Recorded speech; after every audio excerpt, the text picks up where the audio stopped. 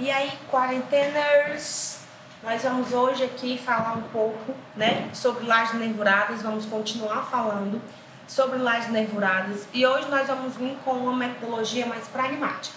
Nós vamos ver um roteiro simplificado para o cálculo das armaduras de lajes nervuradas, né, que vão sofrer aí dimensionamento à flexão simples, ok?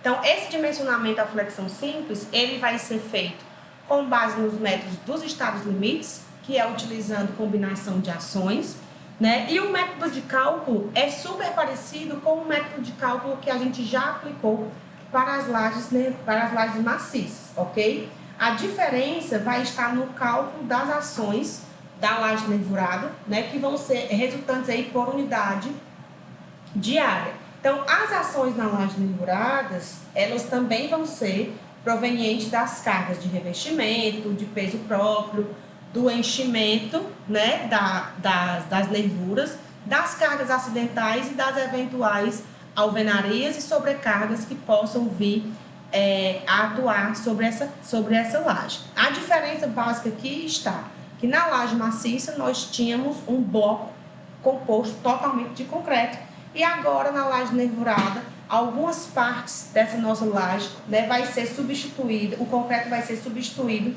por um material inerte, seja ele um bloco de isopor, um bloco cerâmico ou até mesmo um vazio, né, que é o caso das lajes em que nós utilizamos formas para fazer aí esses vazios nas nossas lajes. Ok? Então vamos dar início aqui ao nosso roteiro simplificado.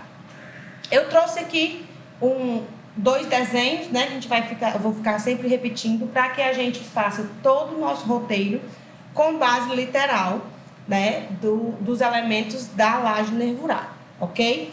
A primeira coisa que nós vamos fazer em uma laje nervurada é calcular os vãos efetivos dessa laje. Vãos efetivos da laje. Os vãos efetivos da laje, eles são dados pela distância entre os eixos dessa laje, ou seja, entre os eixos dos apoios da laje. Lembrando que os apoios das lajes são as vigas, então os vãos efetivos são as distâncias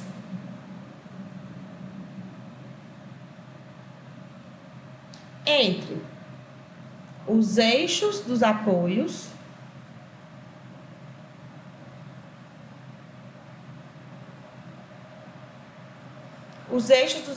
da laje, ou seja, a distância entre as vigas.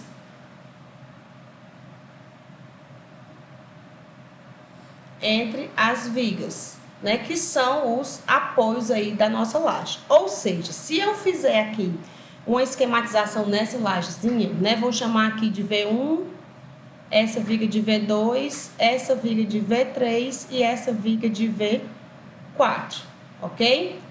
Então, a viga V1, essa daqui, eu vou dizer que ela tem uma largura T1. A viga V2, vou dizer que tem uma largura T2. A viga T3, também vou dizer que ela possui aqui uma largura T3. E a viga V4 possui aqui uma largura T4. Os vãos internos dessa laje, né, eles são dados pela distância entre os elementos. Então, a gente tem aqui o vão interno na direção X, que é a menor direção. E aí eu vou chamar esse vão interno de L0X, tá? Que é só para identificar, que é o vão interno na direção X. E nós temos também um vão interno na direção Y, que é a maior direção do elemento. E eu vou chamar de L0Y, ok?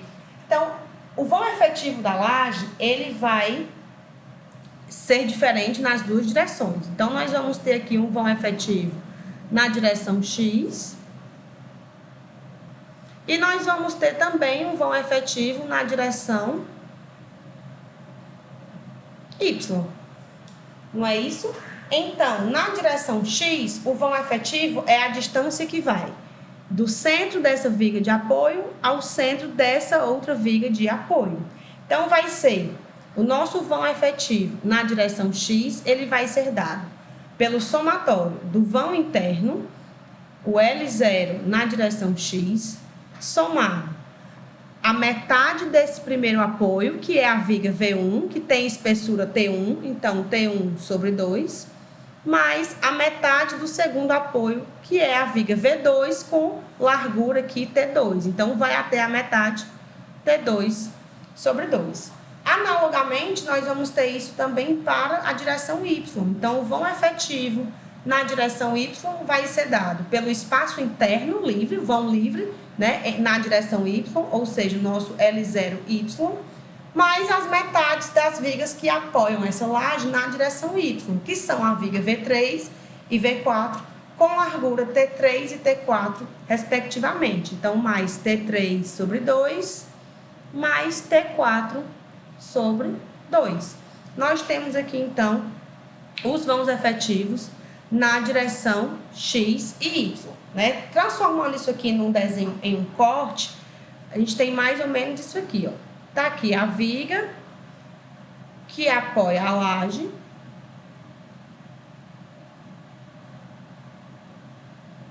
Isso aqui, deixa eu mudar a cor para ficar melhor de entender. Isso aqui é a laje.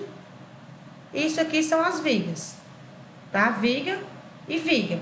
Então, nós temos que a laje, ela se apoia no eixo central aqui, ó, de cada viga. Então, aqui a gente vai ter T sobre 2. E aqui nós também vamos ter T sobre 2. Uma vez que T é essa largura aqui. T, aqui também é T. E aqui dentro nós vamos ter o nosso vão livre interno, que nós chamamos de L0. Então, a primeira coisa que nós vamos fazer é calcular os vãos efetivos da laje, que eles vão servir aí para o cálculo dos demais parâmetros da nossa laje nervurada, ok? Próximo passo que nós vamos ter aqui é o cálculo do número de cubetas, tá? O cálculo do número de cubetas, ele é dado da seguinte forma: número de cubetas. Antes de tudo, o que é a cubeta, né? A cubetas são os vazios da laje nervurada.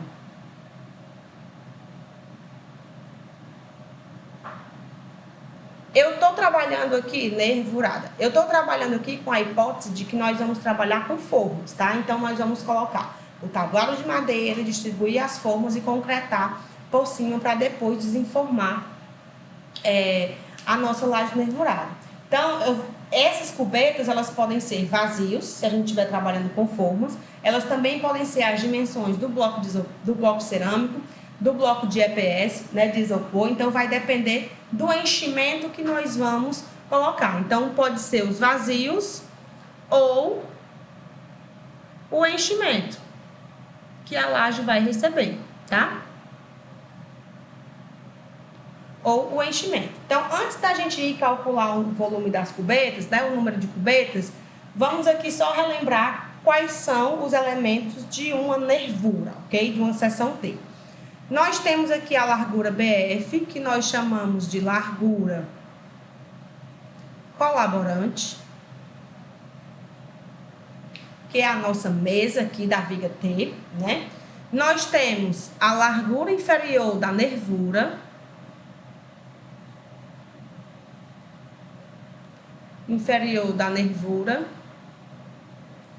O BW nós chamamos de largura da nervura.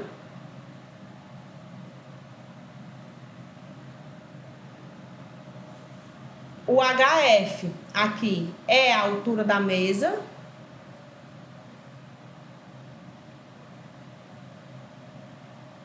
E o H é a altura da laje.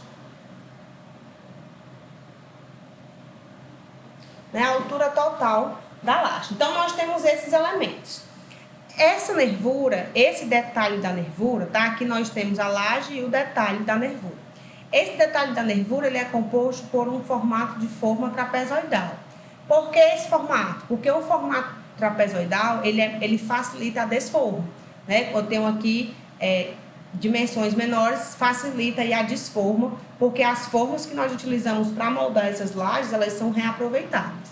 Então, essa medida BW, que é a largura da nervura, quando a gente está tratando com a nervura 100% perpendicular aqui, fingindo que o meu desenho está 100% perpendicular, porque não está, né? Então, nós temos aí que a largura da nervura é essa largura aqui de baixo, é o BW.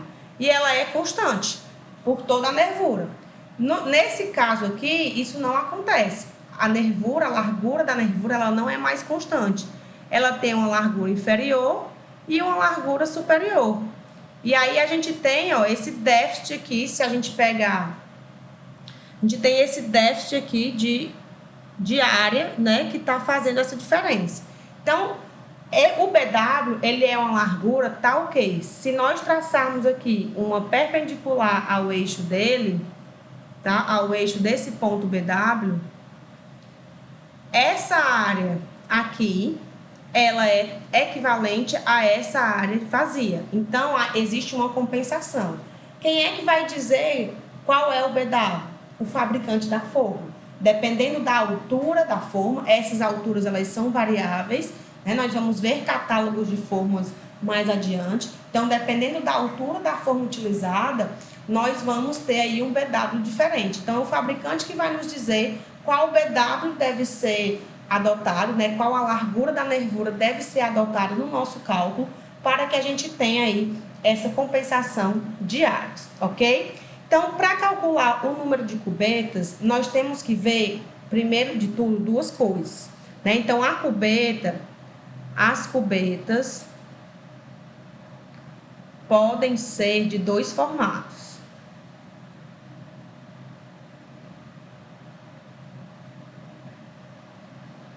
Tá? Que formatos são esses? Nós podemos ter uma cubeta retangular, ou seja, que tenha uma largura colaborante na direção X e uma largura colaborante na direção Y. Ou nós podemos ter uma cubeta quadrada que tenha a mesma largura colaborante nas duas direções, tá? BF aqui também é BF, não é BX, tá? A gente vai ter aí a mesma largura colaborante nas duas direções. Então, nós temos que trabalhar com essas duas hipóteses. Se a nossa cubeta for quadrada, é mais simples um pouco, né? Porque ela vai ter aí a mesma dimensão nas duas direções, né? Mas, antes de tudo, o que é que nós vamos fazer? Nós vamos saber quantas cubetas vão caber nessa laje. Como é que a gente faz isso? É saber o número de cubetas que nós vamos aqui, dispor em cada direção. Tá? Então, nós vamos ter um número de cubetas na direção Y e nós vamos ter um número de cubetas na direção X também.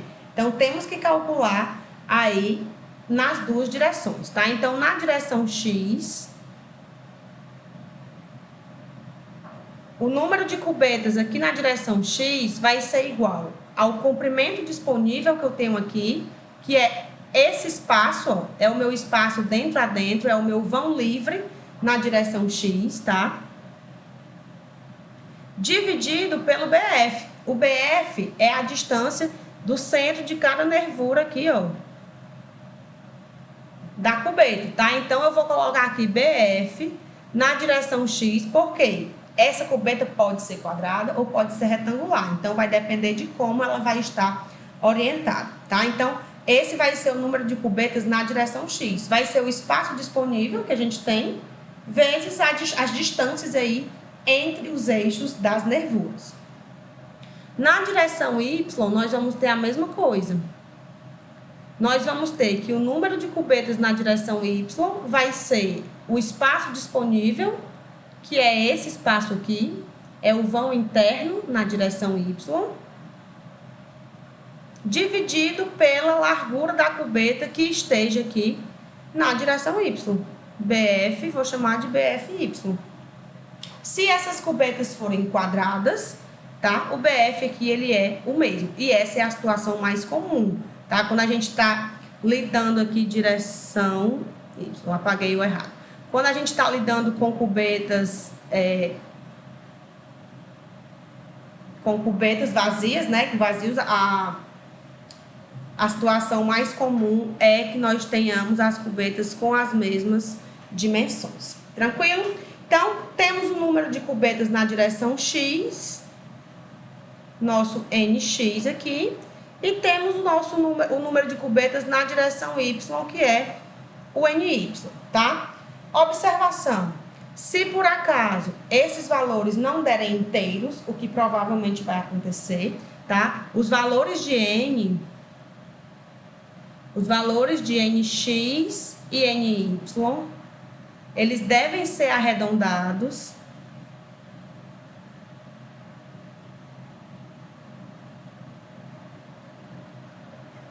para baixo, tá? Como assim? O meu NX, só um exemplo, deu 5,4 cubetas. Eu não tenho como encaixar 5,4 cubetas aqui. E se só cabe 5,4 cubetas, não cabe 6. Então, meu NX são 5 cubetas, ok? Então, a gente tem que ter esse cuidado sempre quando for fazer esse cálculo, para que a gente não queira colocar, né, para que a gente não coloque cubetas a mais do que realmente cabe no nosso espaço. Então, tendo o número de cubetas em cada direção, o número de cubetas total, então, vai ser o NX, que é o número de cubetas na direção X, NX vezes NY. Número de cubetas aqui total, tá? Então, isso aqui é o número de cubetas na laje. Com o número de cubetas na laje, nós vamos então passar para o próximo passo do nosso roteiro, tá? Que é o cálculo do volume de concreto. Passo 3. Cálculo do volume de concreto. Quando nós tínhamos a laje em formato maciço, né, laje do tipo maciço, a gente tinha isso aqui. Um maciço de concreto. Invadi aqui um pouco o detalhamento da nervura, mas tudo bem. Nós tínhamos isso aqui. Então, tudo isso aqui era concreto. Então, para calcular o volume disso aqui, era muito fácil. A gente pegava as dimensões e multiplicava pela altura, né? Só que agora, a gente não tem mais essa situação. O que é que eu fiz? Como a minha zona tracionada, ela é resistida pelo aço, não preciso de concreto, eu resolvi retirar o concreto que não está sendo utilizado e deixei apenas o concreto necessário para proteger a minha armadura. E aí eu fui construindo buraquinhos aqui na laje, tá? Nas duas direções. Fui construindo esses buraquinhos aqui.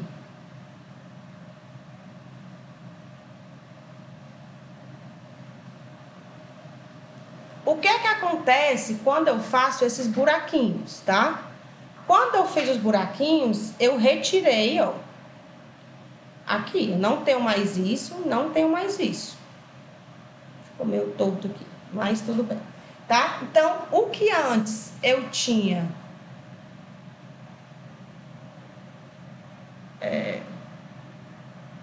traçar aqui para deixar, né? O que eu tinha antes, tudo cheio de concreto, agora eu tenho aqui em vazios. E isso aqui nas duas direções por toda a laje, ok? Então, o volume do meu concreto diminuiu.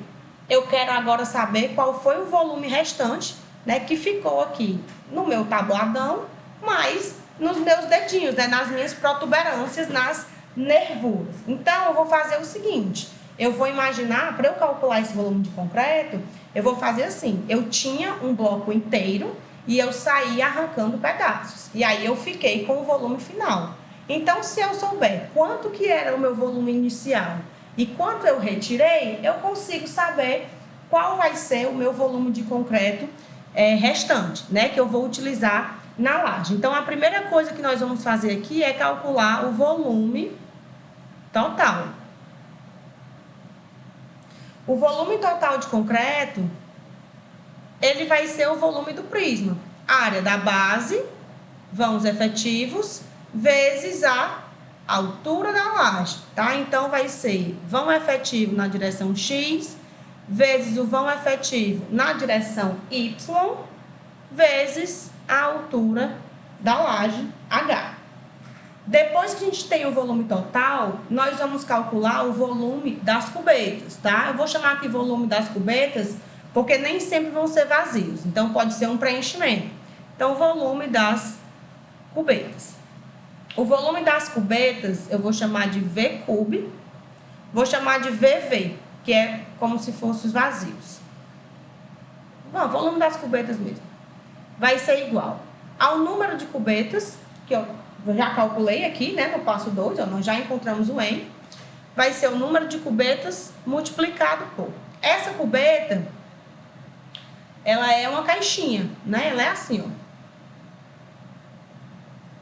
A cubeta, ela é isso aqui. Então, eu tenho que saber qual é essa dimensão, qual é essa dimensão e qual é essa dimensão aqui. E essas dimensões, elas vão variar, né? Se a cubeta tiver a base quadrada, essa dimensão é igual a essa.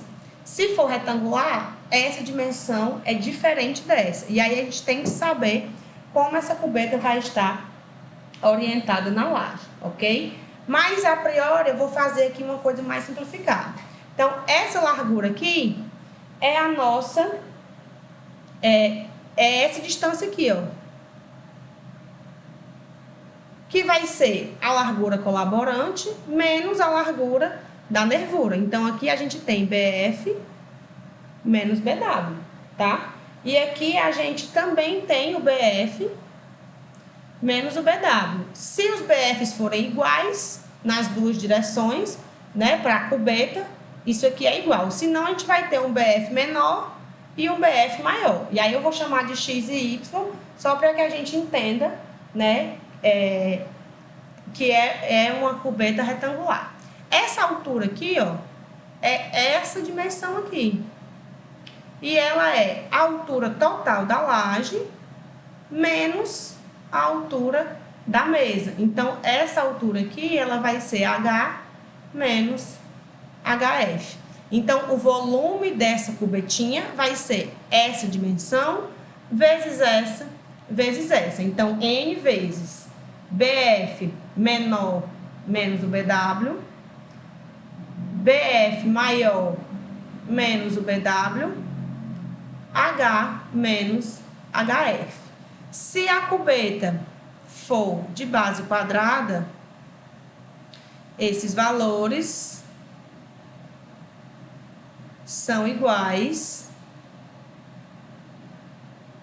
se a forma tiver base quadrada.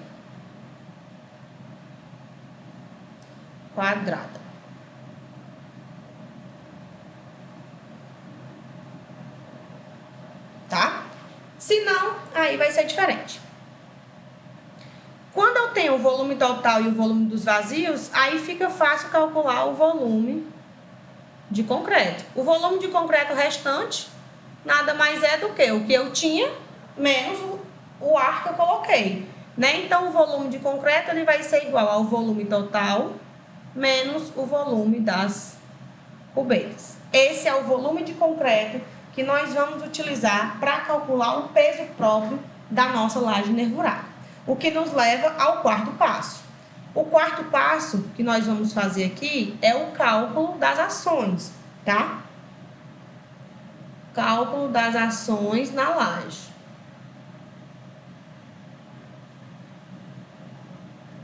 As ações em uma laje, só para a gente relembrar, né? A carga em uma laje, o G, ela é dada por a carga proveniente do peso próprio, a carga proveniente do revestimento, a carga de alvenaria e a carga acidental, né, que é a carga de utilização. Revestimento, alvenaria e sobrecarga são calculados da mesma forma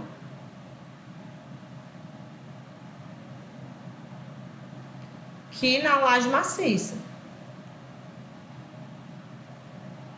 Então, nós já sabemos calcular a carga do revestimento, a carga de alvenaria e a sobrecarga que a gente vai retirar lá da 6120, né, recém-atualizada no ano passado, né? Então, nós já temos aí uma norma nova, 6120 de 2019, ok? O que difere a laje maciça da laje nervurada aqui é o cálculo do peso próprio, porque agora nós não temos mais uma carga, uma altura única, né, de concreto. Nós temos aí uma mesa de concreto e várias protuberâncias, várias nervuras aí distribuídas ao longo da nossa laje. Então, como era que a gente calculava, né, lá na laje maciça?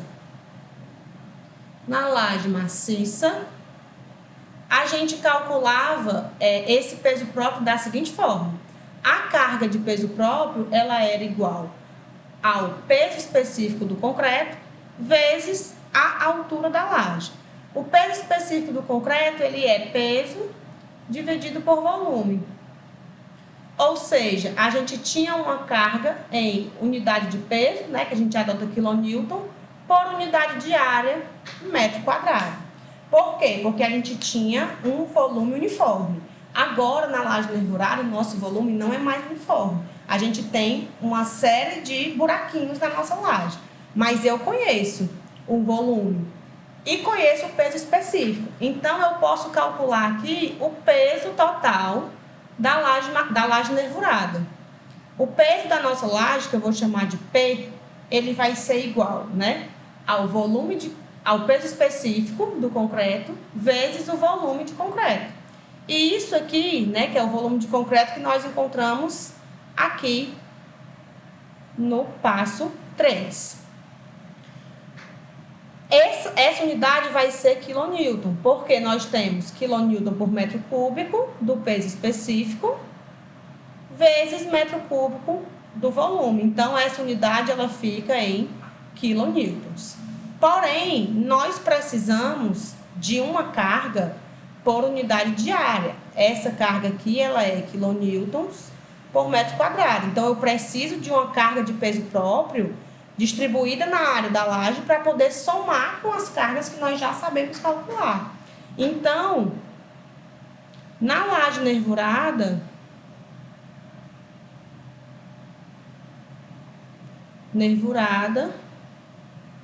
vamos dividir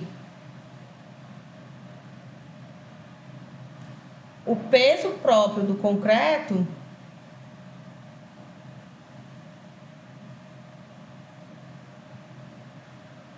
na área efetiva da laje.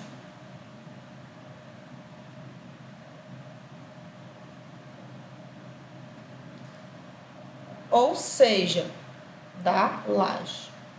Ou seja, eu tenho aqui uma carga peso e eu vou distribuir essa carga por toda a área aqui da laje nervurada, tá? E quem é essa área? É o produto entre os vãos efetivos. Vão efetivo na direção X vezes o vão efetivo na direção Y vai nos dar o que nós chamamos de área efetiva. Então, portanto, a nossa carga de peso próprio na laje nervurada vai ser igual ao peso da laje, que é o peso específico, vezes o volume do concreto, dividido, então, pelo produto dos vãos efetivos. Vão efetivo na direção X vezes o vão efetivo na direção Y. Essa é a nossa carga de peso próprio em quilonewtons por metro quadrado.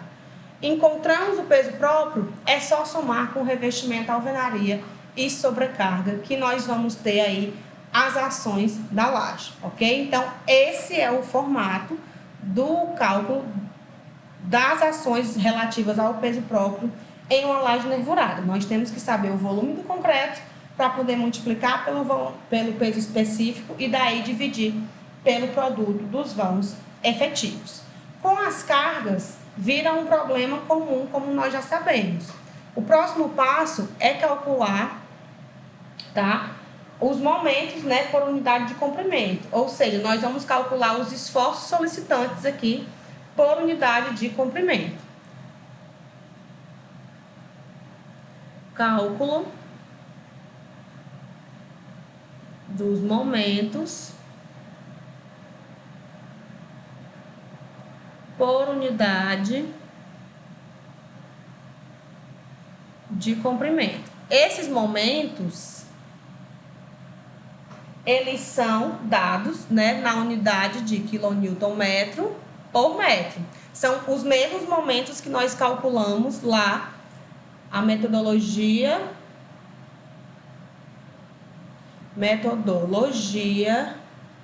de cálculo desses momentos é a mesma aplicada ao cálculo das lajes maciças, tá? Então, o que é que nós vamos fazer aqui? Nós vamos pegar a vinculação das lajes. Nós temos que descobrir a vinculação, que é a condição dos apoios da laje. Então, a partir da vinculação, nós vamos pegar o tipo da laje e aplicar nas tabelas do respectivo tipo que a gente encontrar. A partir daí, nós vamos ter o momento positivo na direção X, o momento positivo na direção Y, o momento negativo na direção X e o momento negativo na direção Y. Esses momentos todos em quilonewton-metro por metro. São momentos por unidade de comprimento. Então, nós temos que calcular aí nas duas direções. Se a laje for quadrada, tá? Aí nós vamos ter os momentos iguais. Mas é raro, né? Nem sempre nós conseguimos ter lajes aí com as mesmas dimensões. Então, nós temos que fazer esse cálculo para as duas direções, tá? Quando a laje é quadrada, é ótimo, porque fica tudo igual. Mas não sendo retangular, né? Aí nós temos que calcular para cada direção, tá? Tanto na direção X, momento positivo na direção X e Y, e momento negativo aí na direção X e Y. Por fim, nós vamos, então, né, calcular a área de aço por nervura, tá? Então, aqui a gente vai ter cálculo da área de aço por nervura e em cada direção.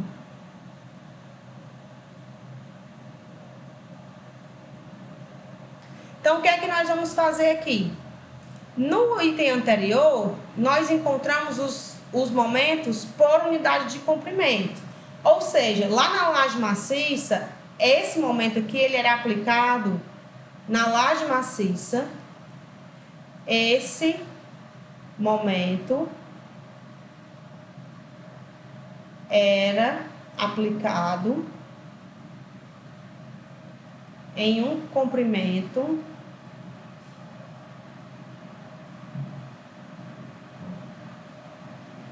de 1 metro da laje. Então, a cada metro da laje, a gente tinha um valor de momento. Para a laje nervurada, nós vamos aplicar em uma distância definida, que é a nossa largura colaborante. Então, na laje nervurada,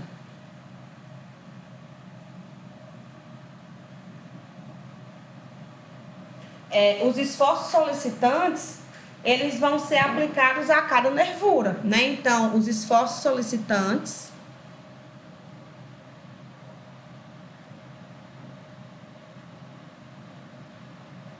serão aplicados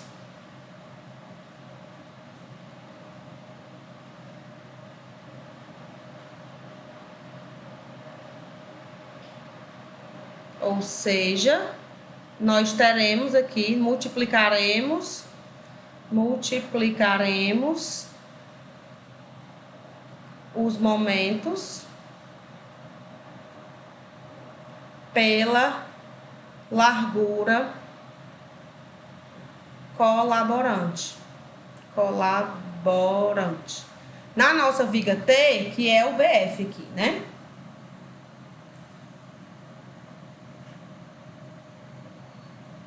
Quando a gente calculou viga T, nós tivemos, né? A gente pegava a viga T, ó, a largura colaborante, ela era isso aqui, né? Então, esse é o nosso BF. E aí, nós fazíamos aqui tudo com largura BF. Nada mais é do que uma série de vigas... A laje nervurada nada mais é do que uma série de vigas T's aí, uma coladinha na outra. Então, se nós temos um momento em quilonewton metro por metro, nós vamos multiplicar pela largura colaborante. E aí, vamos ter, então, o esforço que vai atuar na nervura. Então, com isso, nós vamos ter que o nosso momento característico, ele vai ser dado pelo momento positivo ou negativo em cada direção, né, vezes a largura colaborante. E isso aqui deve ser calculado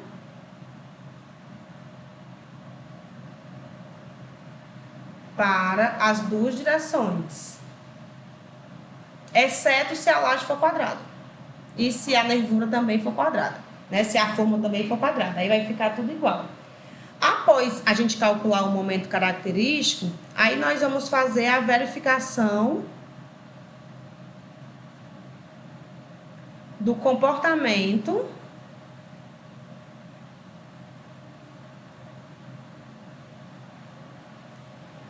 da seção T. Nós vimos que a seção T, ela pode se comportar de duas formas. Nós temos a seção T falsa e nós temos a seção T verdadeira. Na seção T falsa, deixa eu desenhar aqui, duas vigas T, super simétrica.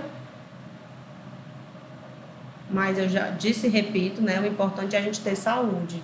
Coordenação motora, às vezes, falta um pouco. Então, na viga T falsa, nós temos que a linha neutra passa dentro da mesa, né? Então, nós vamos calcular essa viga como uma viga de seção retangular e largura BF. Na seção T verdadeira, a linha neutra ela passa na alma do elemento. Então, nós temos uma seção realmente em formato T. E aí a gente calcula o momento que é resistido pelas abas da largura colaborante e o momento que é resistido aí pelo miolinho da nossa viga T. Então, nós temos que fazer, antes de qualquer coisa, né, a verificação do comportamento da viga T para que a gente possa calcular aí nossa área de aço. E aí, por fim, nós vamos cálculo da área de aço, cálculo da área de aço, que é o nosso AS aqui, em cada direção, tá? Em cada direção, só que antes de eu colocar aqui, a gente tem que calcular a área de aço e fazer o detalhamento, né? Cálculo da área de aço e detalhamento da seção transversal em cada direção. Então, nós temos que calcular a área de aço para definir aí qual será a taxa de armadura que vai ter aqui. Então, lembrando, tá? Que esse momento que nós calculamos aqui, com a multiplicação dos momentos encontrados no passo 5 pela nervura, ele é o momento característico.